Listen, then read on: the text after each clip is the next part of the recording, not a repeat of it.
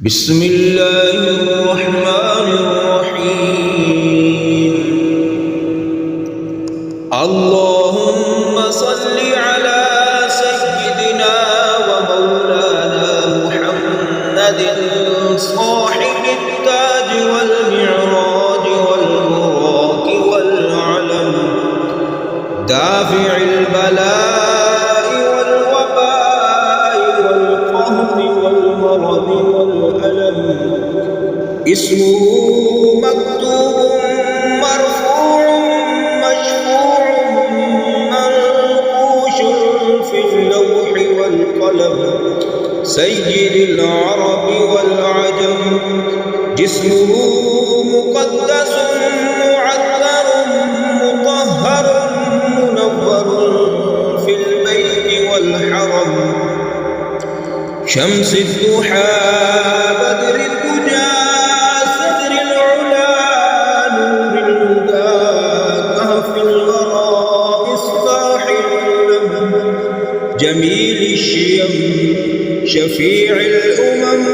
صاحب الجود والكرم، والله عاصمه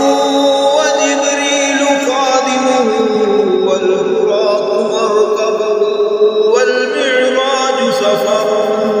وفوق سدرة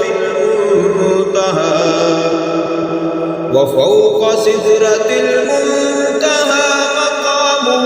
وقاب قوسين مطلوبه، والمقصود موجوده، سيد المرسلين خاتم النبيين شفيع المذنبين،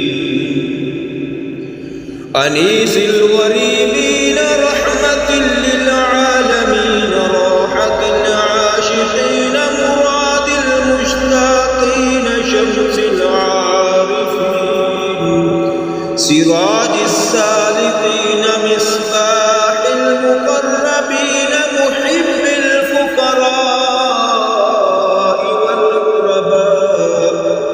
محب الفقراء والغرباء واليتامى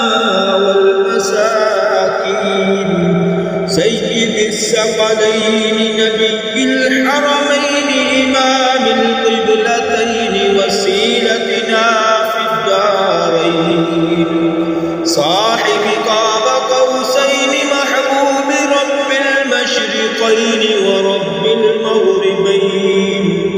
جد الحسن والحسين،